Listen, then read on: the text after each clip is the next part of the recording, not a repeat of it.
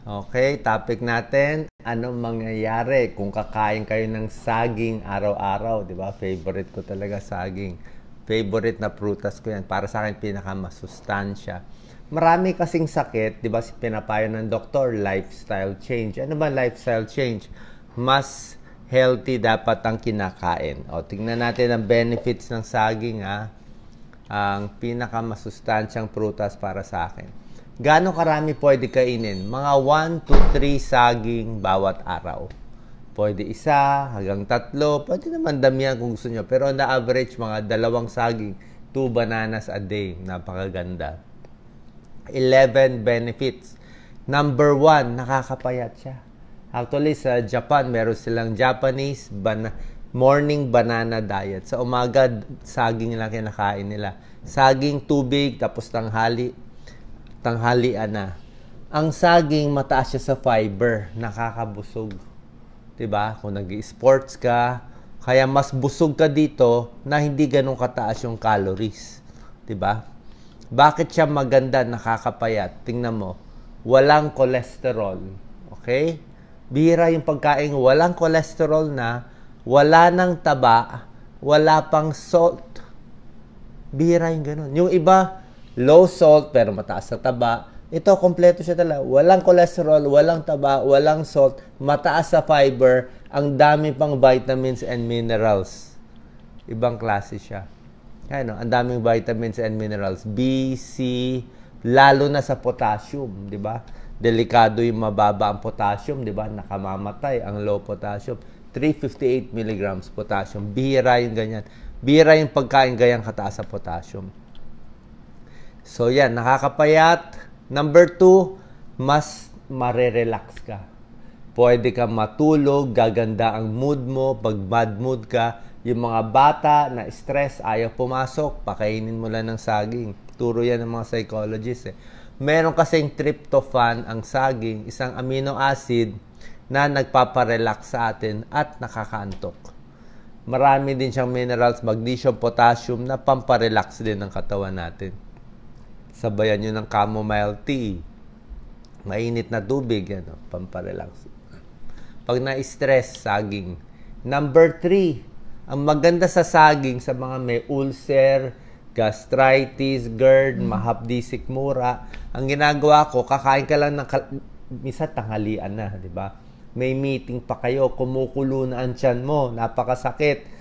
Talagang pag masyadong kulo na yung tiyan mo, tapos hindi ka pa makakain, pag kumain ka, sasakit pa rin yung tiyan mo, di ba? So, pwede kang kumagat ng kalahating saging, inuman mo pa ng marami-raming tubig, kalahating baso, isang basong tubig, nakakatapal siya sa gastritis. So, yung mga may gas-gas sa tiyan, kahit may ulcer sa tiyan, yung saging, ano siya, parang pasty siya. Meron siyang leucocyanidin na tumatapal sa mga gastritis. Okay? Maganda siya talaga. Stomach gastritis, ulcer, at iba pa. Nakakabusog pa siya. Number 4, may isang pag-aaral sa Sweden. Yung mga babaeng kumakain ng saging, isang saging araw-araw, less kidney cancer by 50%. Okay? Tignan nyo yung mga atleta, basketball player, tennis player. Lahat sila saging ang kinakain, no? Federer, Nadal, Djokovic. Bakit? Bakit? Kasi nagbibigay nga ng energy. Kasi ang game nila, 5 sets eh. Baka 5 oras yung laban nila. Pampalakas, pampabigay ng energy para sa athlete, proven yan. Maganda sa ulcer, tsaka nagagamit mo yung energy niya. Tama-tama. Hindi rin ganun kataas yung glycemic index, medium lang. Ibig sabihin, pwede sa diabetes, wag lang overripe. Nasa medium siya. Okay, hindi siya katulad ng grapes o pakwan na nakakataas ng blood sugar. Ito, tamang-tama lang. Para sa utak, vitamin B, di ba? Vitamin B, B vitamins, neurobion para sa nerve, para sa utak. Maganda ang saging. Marami siyang vitamin B. Nakita nga nila ito, yung mga estudyante, mga bata, pag mababa grade nyo sa school, kumain lang ng saging. Bakit? yung mga batang kumakain ng saging, mas mataas ang grado, mas tumatalino, 'di ba? Mura pa siya. Number 7, meron din siyang vitamins and minerals like manganese, nakakatulong din sa collagen, so may tulong din sa skin. Siyempre, pag less oily, less fatty ang kinakain. May isang pag-aaral na nakakabawas ng risk of anemia, may konting iron din. Pag anemic, nahihilo, di ba? Pag tumatayo, maputla, nagloloko din yung heartbeat pag anemic, so healthy pag saging.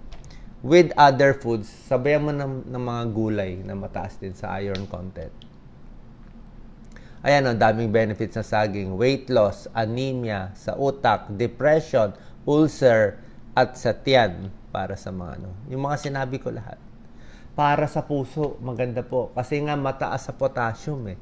Pag mataas siya sa potassium, nare-regulate yung blood pressure. Hindi talaga bababa, mas stable.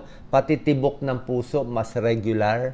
Pag bumagsak ang potassium mo, magloloko yung tibok ng puso, baka mag-heart arrhythmia ka. At may isang pag-aaral, pag kumain ng mga saging and potassium-rich foods, bababa yung risk of heart disease by 27%. Pag magiging stable ang puso, hindi siya mag-irregular heartbeat, makakaiwas ka rin sa stroke.